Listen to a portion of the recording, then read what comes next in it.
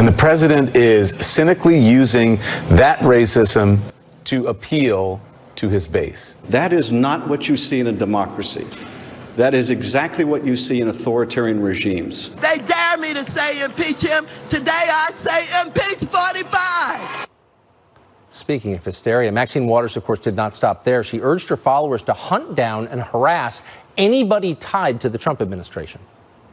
If you see anybody from that cabinet in a restaurant, in a department store, at a gasoline station, you get out and you create a crowd. And you push back on them. And you tell them they're not welcome. Oh, and they obeyed. And as a result, this happened.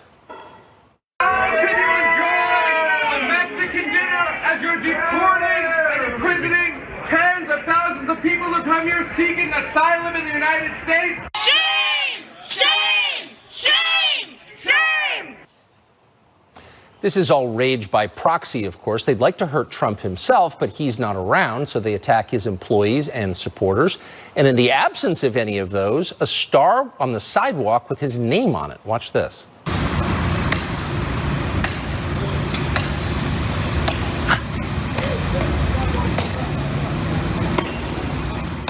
That's how it started, but smashing the star did not cool the emotions of the Star Smashers. Now the Star is a venue for street fights. I don't give a what you gonna do? Get out of my face. We're deep in here. We're deep right here. Get out of my face. We're deep right here. Get out of my face. We're deep right here. Get out of my face.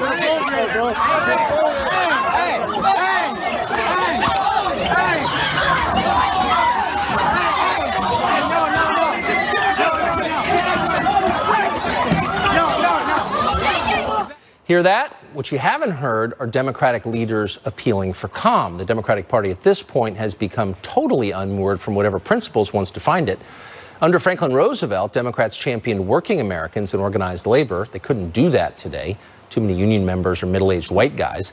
Instead, their only remaining principle is hatred of the president. If Trump supports something, they're against it. If he's against it, they're huge fans, no matter what it is.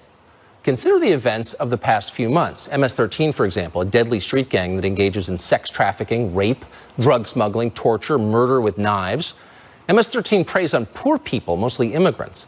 The president called them animals because they are. Within hours, the left produced a wave of speeches and op-eds extolling the basic human dignity of gang members with face tattoos whose motto is kill, rape, control.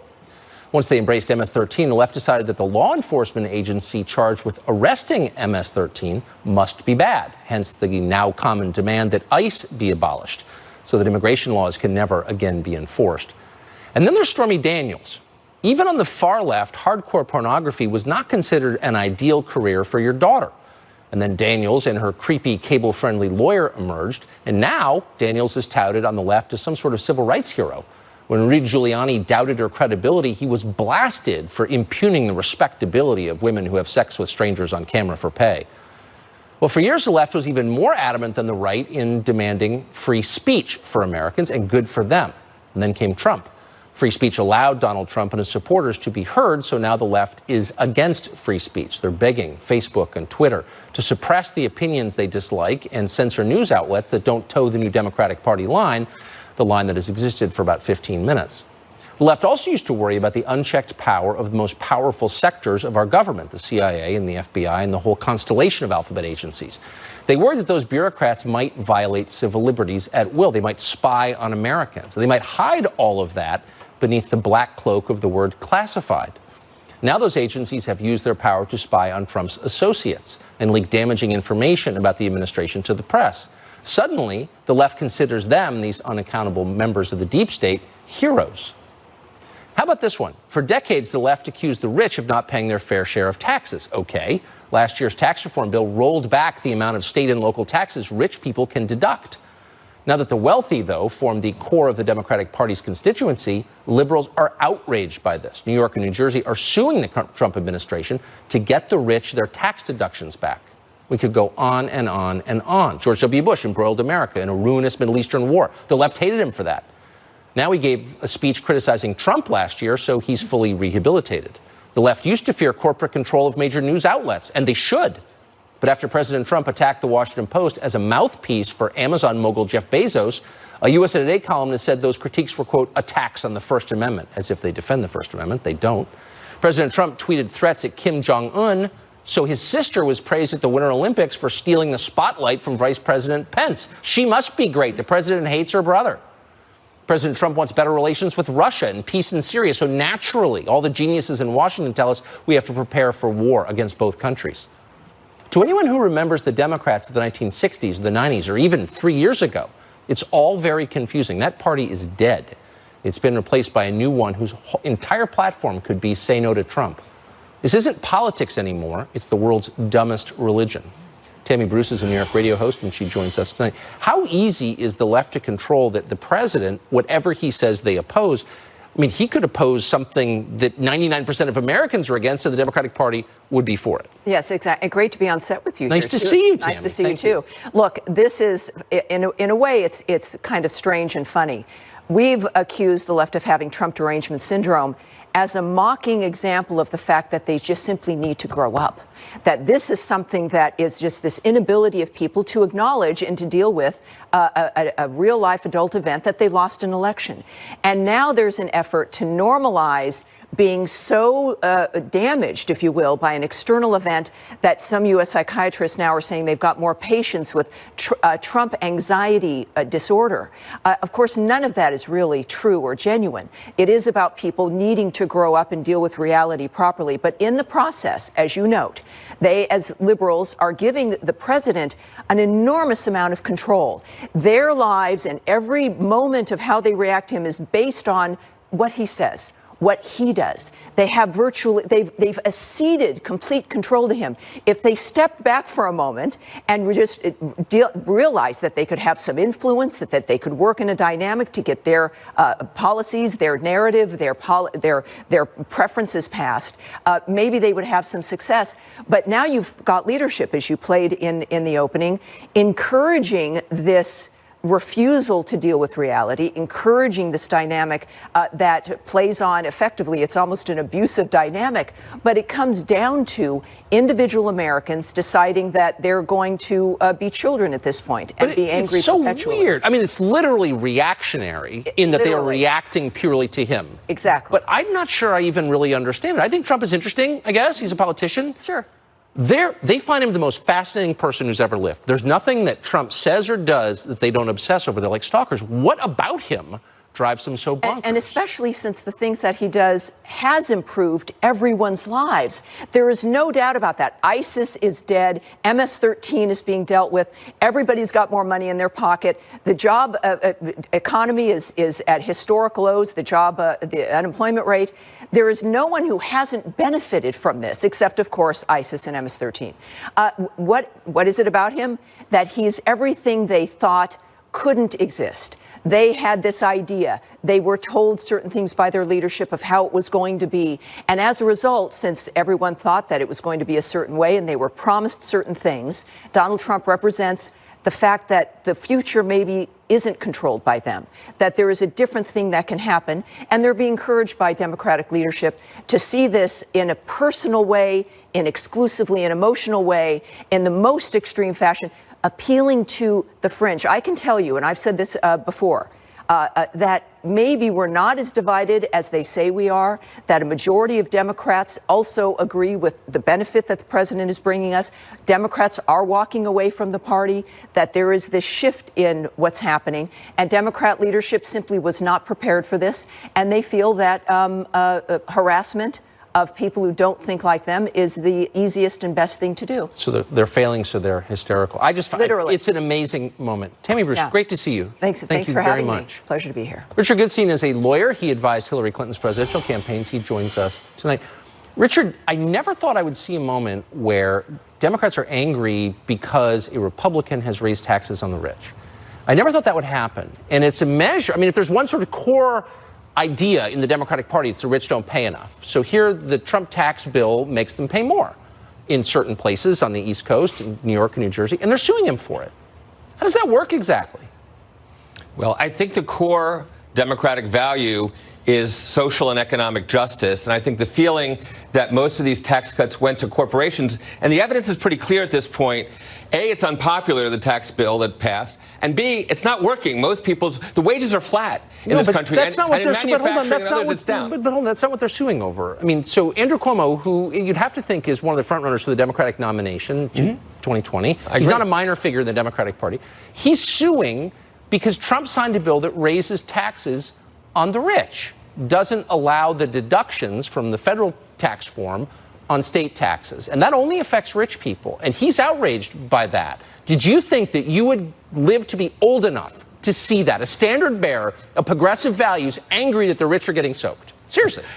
Yeah. So the truth is that, again, what the tax bill did was go after blue state wealthy people, right? That's what it did. Invariably, it hits states like New York and New Jersey and California and others. States with high property taxes. But hold on. But the fact remains that Democrats are arguing that the rich pay too much in taxes in their state. I mean, maybe they do. I mean, whatever. I'm not a liberal, so I mean, I can kind of see the wisdom in that argument. But it suggests that whatever Trump is for, they're against. And that's not really a good way to chart your course as a political party, is it? I think that's actually a distortion. What Democrats, had they been in charge of Congress, would have passed legislation that would have indeed lowered tax rates for middle class and most wage earners, and probably would have either increased or kept current the rates for wealthy people. That's what Democrats would have done. Okay, instead. so Trump raised taxes on the rich and the Democrats are mad. Look, I mean, I'm not criticizing him for that. I get it. It's just you're not acknowledging how weird this moment is. Yeah, it's very I think weird. Overall, talk to your friends. You're in New York now.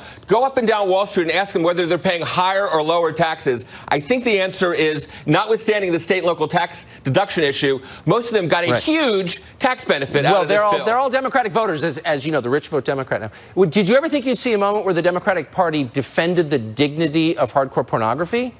When Rudy Giuliani impugned the character of Stormy Daniels, who has sex with strangers on camera, the left almost unanimously said, whoa, there's nothing wrong with that. Did you ever think we'd get to that point? I mean, what is that? Is there a huge constituency of porn workers that you guys are trying to suck up to? Or like, what is that about? I never thought we'd see a president on Air Force One deny something when he's asked the question about Stormy Daniels or Karen McDougal, and his lawyer admitted that he was lying. I never actually did think we would see that. That's true. That was a wild moment. I agree. But it didn't speak to the principle of an entire party. I mean, is there a big constituency that thinks that pornographic actors don't get the respect they're due? Is that why Democrats are defending it? Or what about MS-13? Is there a big MS-13 constituency? They're like, you know what? We got to shore up the base with the MS-13 voters. Like, why are they defending MS-13? Any idea? There's no constituency for tearing babies from mothers. I guarantee you both parties agree on that, right? Except for somebody in the White House and people who work for him tearing directly. babies from mothers. Yeah, okay. Well, that's what's happening. Really, because it happens we're never going to see them again. Because it happens to American citizens every single day, but nobody cares. Oh, they're boring American citizens. Every American with children, it's half of all federal prisoners, is separated from his kids, but nobody cares because they're not illegal aliens. So, like, who cares? They're just stupid Americans who voted for Trump. Like, no big deal. Where's the outrage for that? Any idea? These people were getting traumatized in Central America. They come up looking for asylum. But what about in Utica? And they will never What about see them Youngstown? again. Do we not care about those people? They're not getting traumatized because they're separated from their kids by force. Men with guns separate from their children. Nobody cares because they're Americans, dummies. They voted for Trump, right? Well, I think people who go to jail, they've made choices that are different from the person trying to escape who persecution snuck into our in country Central America. illegally. They didn't make a choice by violating our immigration law. That was mandatory, I guess? Yeah, again, I think we're talking about two different things. We are talking about. I'm talking about Americans. You're talking about foreigners who break our laws. Well, I'm talking about people who have a, the U.S. used to be sympathetic to people like this, and we're not anymore. We should be sympathetic to Americans, I would say. Richard, great to see you. Thank you very much. Thank you. President Trump promised to build a wall on the border and carried the Republican Party to victory 2 years ago on that promise. Remember that? Elections are supposed to have consequences. This election didn't have a consequence, though, for congressional Republicans. They're still refusing to pay for the wall. Why is that? Lou Dobbs may have an answer. He joins us next from New York.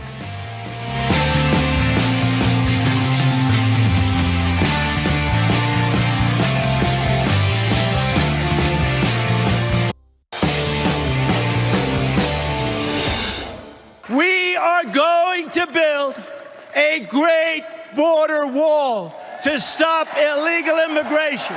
I would build a great wall, and nobody builds walls better than me, believe me. I'm going to stop illegal immigration and drugs coming into our country, and yes, we will build the wall.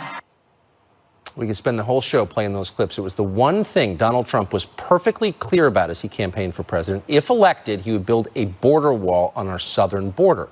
On the strength of that promise, above all other promises, he beat 16 other Republican candidates, upset Hillary Clinton, and the Republican Party unexpectedly kept both houses of Congress. Where's the wall, by the way? Senate Majority Leader Mitch McConnell's position is, thanks for the votes, the wall, maybe later. Is the funding of the border wall going to wait until after the midterm elections? Probably, and that's something we do have a disagreement on. And so Homeland Security won't get funded before the midterms? Probably not. Yeah, probably not, because there's a disagreement. But there's some consensus, too, on the Republican side. Republicans have been able to pursue tons of other priorities. They passed the largest corporate tax cut in history, expanded the H-2B foreign worker program. So who exactly is the Republican Party representing? Voters or a handful of donors? We think you know. Lou Dobbs has spent years thinking about this. He hopes Lou Dobbs tonight on Fox Business. He joins us tonight. I'm kind of speechless to this. Well, that's the problem. All of this becomes ineffable to describe, to accept, and to deal with, because it is so obviously toxic and corrosive. There are so many sellouts. You know that the Republican leadership in the House and the Senate are made up of simply, acolytes of expediency, and of course, corporate America, the U.S. multinationals, and the Koch brothers, Wall Street, Business Roundtable, and the Chamber of Commerce. And by the time you get through, there's no room for the American people, just 300 million of us. There's no room for the middle class, working men and women and their families. That's why President Trump got elected. The American people sensed the inordinate power and corruption of the establishment, and that's why this anti-establishment president was elected. But they're proving the point. So a lot of people voted for Trump because they thought, this isn't a democracy, it's an oligarchy, stop lying to me. And now they're proving that it's true. I mean, in a democracy, you would look and say, what's the thing that voters voted for in the last election? Let's try and do it. They're not even trying. Yeah, they're not trying, and they're doing it rather snootily, I think, as well. I mean, probably not. Dismissive, superior, and oh, by the way, don't even pretend that you belong in the same room as me. Oh, unwashed, says Mitch McConnell. And Paul Ryan, he's talking about a better way agenda to compete, when in fact what they're both saying is we're going to do exactly what Charles Koch says. We're going to keep open borders. We're going to bring across as many illegal immigrants as possible. The middle class be damned. The working man and woman in this country be damned. America be damned. They're not going, even though they've styled it as such, going against Trump. They're going against this country and our most precious values and all that has made us great. And that's our middle class. So why would people, apart from the fact the Democratic Party has actually gone off the deep end and is dangerous, leaving that aside, why would anybody vote for Republicans right now? Right now, there's only one reason. His name's Donald J. Trump. He's the man who won the election. He is the reason the Republicans retained the House and the Senate, and there is no other explanation. And these fools leading the House and the Senate, Tucker, they really have decided that they can do this without Donald Trump. They don't have to affix themselves to the Trump agenda. They don't have to talk about deregulation. They don't have to look at all that he has achieved.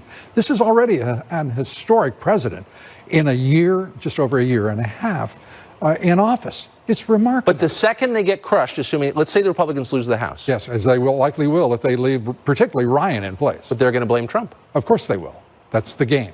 And the American people, that will know the reason. There's a party that's not worthy of their support, not worthy of their trust. There is a president, and this is going to be the great divide, because we are watching oligarchs like the Koch brothers carry out class warfare. Think of this. The Koch brothers, who have been synonymous with the Republican Party, are conducting class warfare against the middle class, the foundation of the country, working men and women, and saying, the hell with you, we can bring in illegal immigrants. We're going to arbitrage labor costs just as we've been doing around the world. Lou Dobbs, not a word mincer. No, sir. Great to see you. Great to see you, Tucker. Thank you for that. Thank you. Philadelphia's mayor is putting his citizens at risk for the sake of protecting criminals in the city. That's next, live from New York. Stay tuned.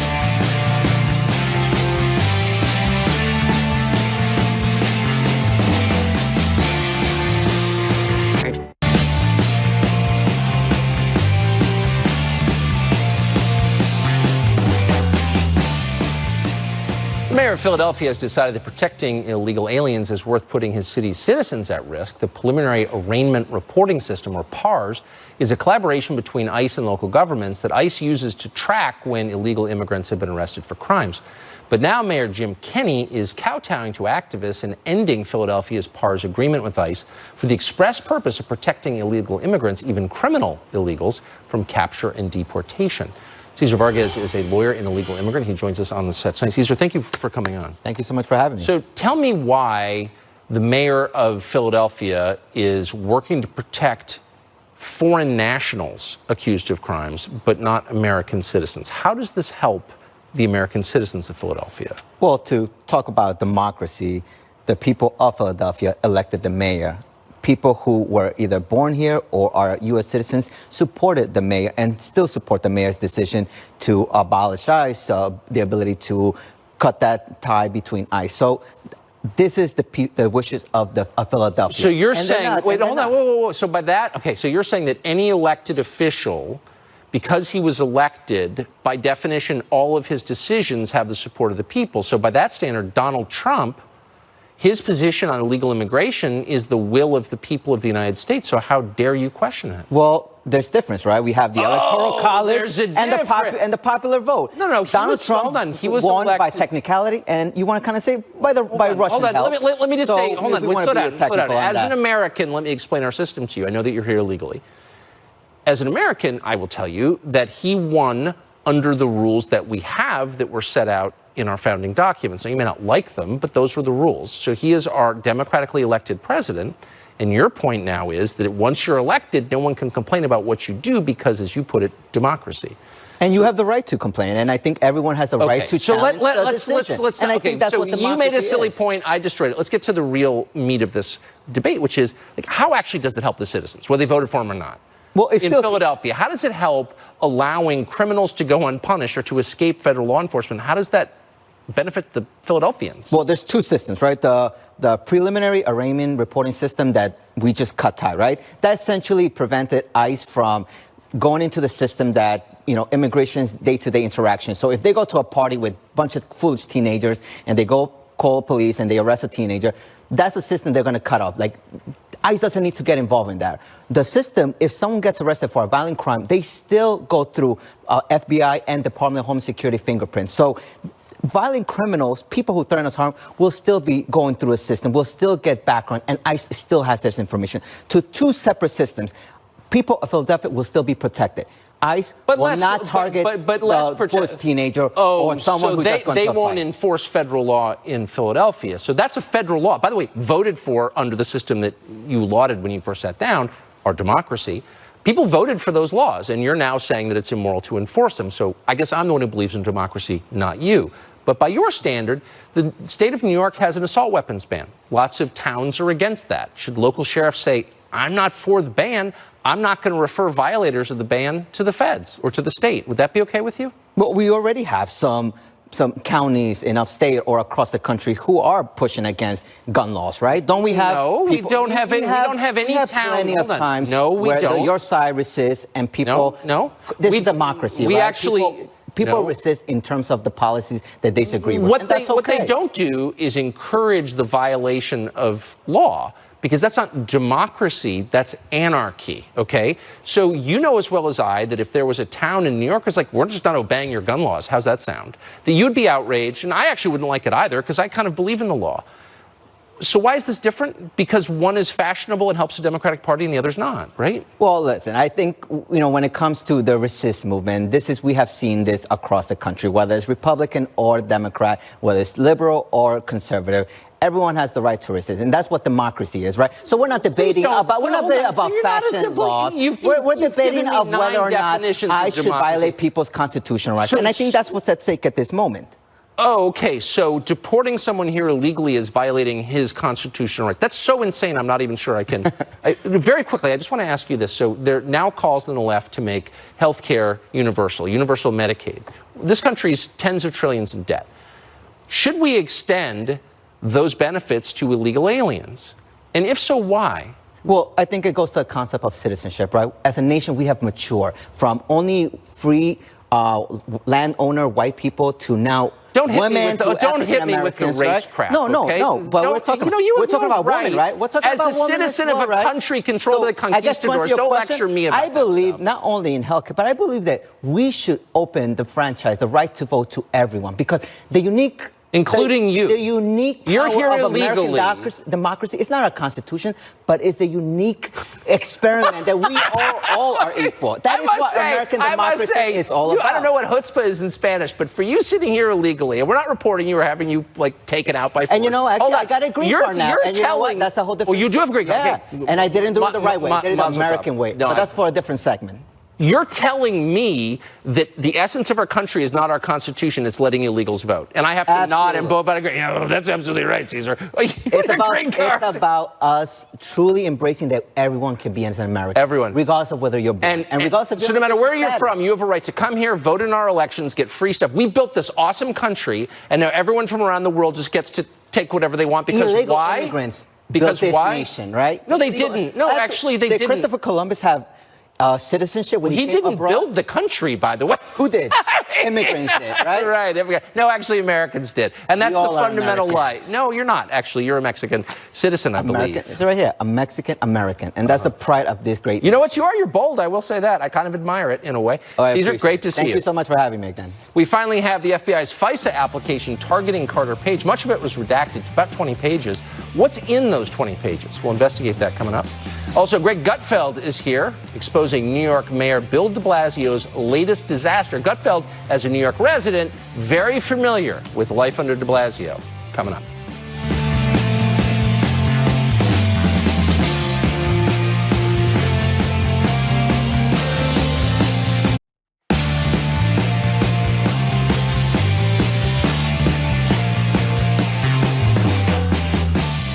Well, thanks to the release of the FBI's FISA application to spy on Carter Page, we know for certain now that the Steele dossier and its unverified contents were in fact used to justify long-term spying on an American citizen. That used to be a big deal.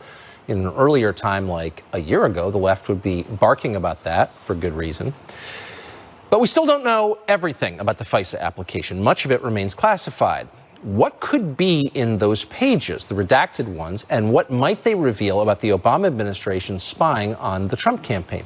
Tom Fitton is president of Judicial Watch, whose FOIA request is responsible for getting that FISA application released in the first place. He joins us tonight. Tom, first of all, thank you for what you've done with these FOIA requests. They're complicated and expensive, and I'm really glad that you filed that because it gives us a picture of what this spying was about. But it doesn't give us the full picture. What do you think has been redacted and why? Well, I think more corruption's been redacted, more information about dishonesty with the FISA court or things that the Obama administration and frankly some of the Trump administration don't want us to see in terms of outrageous political targeting of the Trump campaign and then even President Trump. Because remember, these FISA warrants were used during the Obama administration and signed as recently as June of 2017 by Rod Rosenstein, who presumably used it for the Mueller investigation. So there are a lot of people who don't want to see us to see this full information, and the president needs to intervene directly and declassify this additional material. Devin Nunes, Bob Goodlatte, you name it, say there's nothing classified here. They're just protecting their own. And if the president's declassification earlier this year, frankly, led to the release of this material through the FOIA process, he should take the next step, release the next set of information. It's only 30 pages or so, and get the full truth out to the American people. It's within his power to do. He overrode the deep state earlier this year, and we got this amazing material about the DNC Clinton dossier. He should override their concerns again. I agree completely. We're almost out of time, but just remind us, is protecting the reputation of your agency or hiding your own corruption, are those valid reasons to redact information in a document? No, frankly, it ought to require the disclosure. The Justice Department and the FBI need to stop the cover-up and using these exemptions, these redactions to protect public disclosure of government corruption is an inappropriate use of those materials or those privileges. And this is why the president needs to step in. These guys can't be trusted to evaluate the material fairly and disinterestedly. This is why President Trump should act. Yeah, they ought to be fired immediately for that. It's totally indefensible. Tom, thanks a lot for that. You're welcome. Most Americans are horrified by what's happening in California. Many are leaving the state. But Bill de Blasio sees California as a model for New York. Greg Gutfeld lives in New York, amazingly, and joins us next to discuss what's happening here. Stay tuned.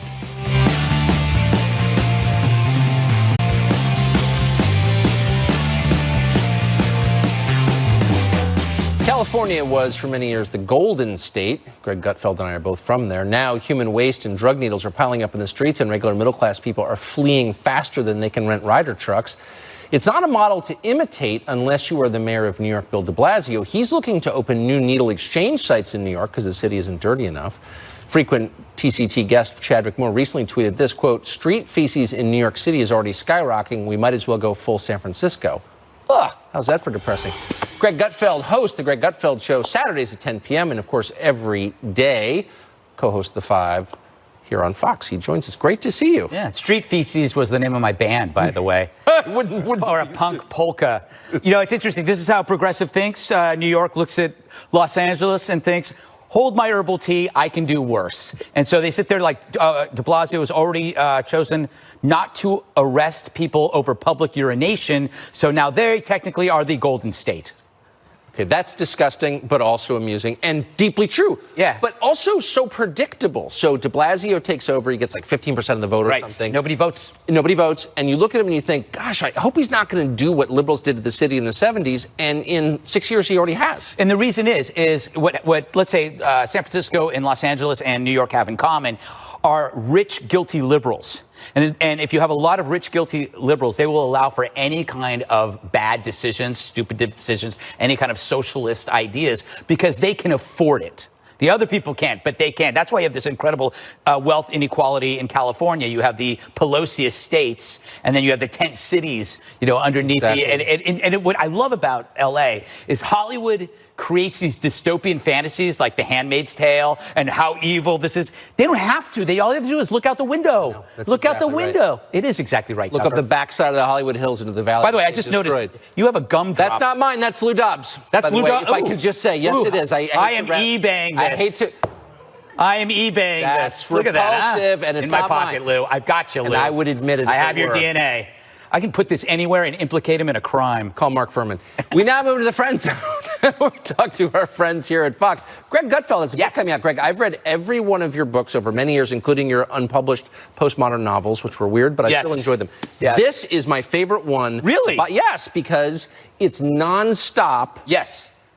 Brilliant. Thank you. Are you just lying to me right now? No, I'm actually dead serious. Tucker, you're right. This could be the greatest book ever written. I blurbed it. I don't think, you know what? I don't think it's just the greatest book ever written. It might be the greatest book that will ever be written, so just stop. Don't even write anymore, people. Put your pens down. It ends here. These are my monologues from the Five. This is the end of literature. This is the end of literature. But not just my monologues. I add commentary. Add commentary. So what I'm doing is I'm the first person to rip apart his own book. So where I'm wrong on my monologues, I end up writing why I was wrong. I also update everything. So it's actually two books in one. It's like Rexin. Do you remember Rexin? It's like Reese's. This is a Reese's peanut butter cup. You got peanut butter and you got chocolate. Are you charging double for it? No, I'm not that type of person. I'm a giver, Tucker. Wow, and you also quote Nipsey Russell in here. Nipsey Russell is an amazing poet. He was often on Match Game 72 to 75. An amazing mind. I love rhyming. Rhyming's fun. So if you were to sum up this book in one sentence, or if you were to extract from it its essence, if you were to put it in a garlic press and squeeze hard, what would come out? It's a book about how to persuade people and how to be willing to be wrong. This is a book in which I look at my own writing and I see where I persuaded and where I failed. And I just think it's something that can entertain you. And you know what? It's a great gift for Father's Day. What's your biggest failure? That was a month ago, so it's a joke. I didn't even know that, and I'm a father. Yes, and a terrible one. Yeah, apparently. You're an awful father if you don't know father. This is a great stocking stuffer. No, again, wrong. This is, you know what this is? This is from you can go right to Amazon, though independent booksellers are better. This is a perfect Labor Day gift. It's an amazing Labor Day, or if you're in labor. Yeah, exactly. If you're pregnant and you need something to read and it's a long labor, it's an easy thing to carry around. This will keep your mind off it. It does. You need that. The Gutfeld monologues. Greg Gutfeld. Great to see you, Greg Gutfeld. It's a pleasure, Tucker. Come by more often. I enjoy your show, too. You're the best part of New York. Big fan. It's hilarious. New research shows that even vegetarian women, vegans, think that meat-eating men are more attractive. Kathy Rue, our liberal Sherpa, does not agree with that. She believes meat is still driving toxic masculinity. She joins us on set with meat in just a minute.